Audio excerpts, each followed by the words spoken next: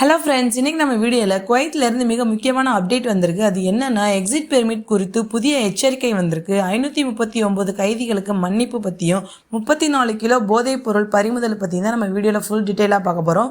வீடியோவை ஸ்டார்டிங்லேருந்து எண்டிங் வரைக்கும் ஸ்கிப் பண்ணாமல் பாருங்கள். குவைத்தில் இருக்கும் வெளிநாட்டவர்களுக்கு மிகவும் முக்கியமானது இந்த video. First update 34 kilo drugs பறிமுதல் பற்றி பார்க்கலாம். இது ரொம்பவே அதிர்ச்சி தரக்கூடிய தகவல். குவைத் நாட்டில் உள்ள ஜாக்ரா அயோன் பகுதியில் போலீஸ் நடத்திய ரெய்டில் 34 கிலோ போதைப் பொருட்கள், ஹஷீஷ், 1000 போதை மாத்திரைகள், உரிமம் இல்லாத துப்பாக்கி, குண்டுகள் இவை அனைத்தும் பறிமுதல் செய்யப்பட்டுள்ளன. அதோடு மட்டும் இல்லாமல் 2 பேர் கைது செய்யப்பட்டிருக்காங்க. குவைத்தில் ட்ரக்ஸ் குற்றத்துக்கு என்ன தண்டனை வழங்குவாங்கன்னா, குவைத்தில் போதைப் பொருள் கடத்தல் அல்லது வைத்திருந்தாங்க அப்படின்னா மிகப்பெரிய குற்றமாகும். கடுமையான சிறை தண்டனை வழங்குவாங்க, அபராதம் போடுவாங்க, சில நேரங்களில் ஆயுள் தண்டனை வழங்குவாங்க. மிக தீவிர வழக்குகளில் மரண தண்டனை கூட இருக்கலாம். அதனால் குவைத்தில் இப்படி இல்லீகல் வேலை செய்கிறவங்க மிகவும் கவனமாக இருக்கணும். இப்போ குவைத்தில் வீடுகளில் ரெய்டு, கடைகளில் ரெய்டு, தெரு சோதனைகள் இது எல்லாமே அதிகமாக நடக்குது. நெக்ஸ்ட் அப்டேட் லைசன்ஸ் இல்லாத ஆயுதம். இது பார்த்தீங்கன்னா ஒரு நபர் லைசன்ஸ் இல்லாமல் துப்பாக்கி வைத்திருந்தால் கைது செய்யப்படுவாங்க. குவைத்தில் யாராவது லைசன்ஸ் இல்லாமல் துப்பாக்கி வைத்திருந்தால், குண்டுகள் வைத்திருந்தால் அவர்களுக்கு உடனடி கைது, அப்புறம் வழக்கு பதிவு செய்யப்படும். நெக்ஸ்ட் அப்டேட் 539 கைதிகளுக்கு மன்னிப்பு பற்றி பார்க்கலாம். இது ரொம்பவே நல்ல தகவல். ரமலான் மாதத்தை முன்னிட்டு 539 கைதிகளுக்கு மன்னிப்பு வழங்கியுள்ளார். இந்த மன்னிப்பின் மூலம் சில கைதிகள் முழுமையாக விடுதலை பெற முடியும். சிலரின் தண்டனை காலம் குறைக்கப்பட்டது. இதில் குவைத் குடிமக்கள், வெளிநாட்டு கைதிகள், இந்தியர், பாகிஸ்தான் உள்ளிட்டோர் இருப்பாங்க.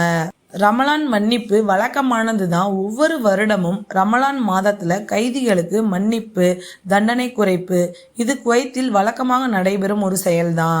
கடந்த ஆண்டு சுமார் 700 கைதிகள் மன்னிக்கப்பட்டனர். இந்த ஆண்டு 539 பேர் மன்னிக்கப்பட்டிருக்காங்க. இதற்கு பிறகு என்ன நடக்கலாம் அப்படின்னா, நிறைய பேர் எதிர்பார்ப்பது என்னன்னா, இல்லீகல் ஒர்க்கர்ஸுக்கு அம்னெஸ்டி. முந்தைய வருடம் பார்த்தீங்கன்னா கைதிகள் மன்னிப்பு, அதற்கு சில நாட்களில் அம்னெஸ்டி அறிவிப்பு வந்தது. இந்த வருடமும் அப்படியே வர வாய்ப்பு உள்ளது.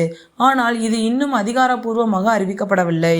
நெக்ஸ்ட் அப்டேட் ரொம்பவே முக்கியமான அப்டேட். எக்ஸிட் பெர்மிட் புதிய எச்சரிக்கை பற்றி பார்க்கலாம். ஆர்டிகிள் 18 விசா, அதாவது பிரைவேட் செக்டார் வேலை செய்பவர்கள் கவனிக்க வேண்டியது என்னன்னா, குவைத்தில் வீட்டுக்கு செல்ல எக்ஸிட் பெர்மிட் கட்டாயம்னு சொல்லியிருக்காங்க. சிலர் fake exit permit, jolly document, company HR இல்லாமல் வெளியே செய்த பெர்மிட் இது மாதிரி செஞ்சுட்டு ஏர்போர்ட்டுக்கு போயிருக்காங்க. இமிகிரேஷன் ரிஜெக்ட் ஆயிடுச்சு, ஏர்போர்ட்ல இருந்து திருப்பி அனுப்பிட்டாங்க. என்ன செய்ய வேண்டும் அப்படின்னா, உங்கள் ஸ்பான்சர் மூலம் மட்டும் எக்ஸிட் பெர்மிட் எடுக்கணும். கம்பெனி ஹெச்ஆர் மூலம் அப்ளை செய்யணும். அபிஷியல் சாகில் ஆப் மூலம் வெரிஃபை பண்ணணும். ஏதாச்சும் ப்ராப்ளம் இருந்தால் என்ன நடக்கும்னா, உங்களுடைய டிராவல் பேன் பண்ணுவாங்க, ஃபைன் போடுவாங்க, ஃபியூச்சர் விசா ப்ராப்ளம் வரும், கம்பெனி ப்ராப்ளம் வரும். அதனால ரொம்ப கவனமாக இருக்கணும். எக்ஸிட் பெர்மிட் ரத்தாகுமா அப்படின்னு கேட்டிங்கன்னா, இப்போதைக்கு எக்ஸிட் பெர்மிட் கேன்சல்னு எந்த ஒரு அப்டேட்டும் கிடையாது. புதிய அறிவிப்பு வந்தால் நிச்சயம் நான் அப்டேட் தரேன். ஃப்ரெண்ட்ஸ், எல்லாரும் கேர்ஃபுல்லாக இருங்க. இல்லீகலாக வேலை செய்யாதீங்க, ஃபேக் டாக்குமெண்ட்ஸ் பயன்படுத்தாதீங்க, எக்ஸிட் பெர்மிட் சரியா எடுங்க. போலீஸ் செக்கிங் ரொம்ப அதிகமாக நடக்குது, கேர்ஃபுல்லாக இருங்க. இந்த வீடியோ உங்களுக்கு ரொம்ப யூஸ்ஃபுல்லாக இருக்கும்னு நினைக்கிறேன். மறக்காம நம்ம சேனலை சப்ஸ்கிரைப் பண்ணிக்கோங்க. தேங்க்யூ.